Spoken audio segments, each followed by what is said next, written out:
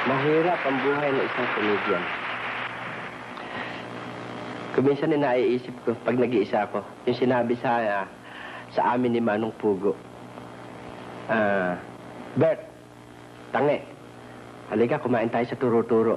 Kumain kami sa labas. Ganyan ka-down to earth si Manong Pugo. Ang gusto niya, simple lang. Sumama naman ako. Kumain kami sa turo-turo.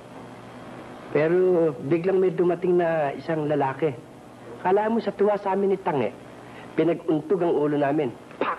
Talagang tawanan pa yung ibang kumakain sa turo-turo kako, kabastos naman ng kaibigan ni Tange. Pati akin nadamay. Pagkatapos, si Tange, ganun yung pala iniisip. Kabastos din daw nung mga kakilala ko. Sa bandang huli, nalaman namin na hindi niya kilala, hindi ko rin kilala. Abi sa galit ni Tange, napahiya siya. Biglang susuntukin yung lalaki. Tumayo ngayon si Manong Pugo. May kutsara pa, tanda ko pa nun. Hawak pa yung kutsara at kumakain kami. Sabi ni Manong Pugo, Bert, Tange, pinasok ninyo ang buhay ng isang komedyante. Tiisin ninyo. Ang akala nila, sa tunay na buhay, tayo ay mga gago-gago rin.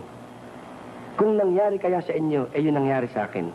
Namatay ang aking kapareha na parang kapatid ko, si Tugo.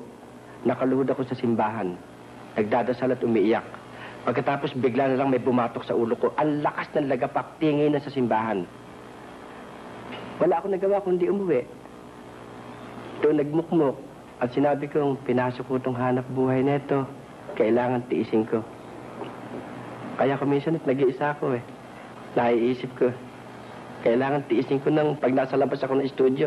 Batukan ako ng kahit sino. Ganun ang komedyan. Ganun kaya.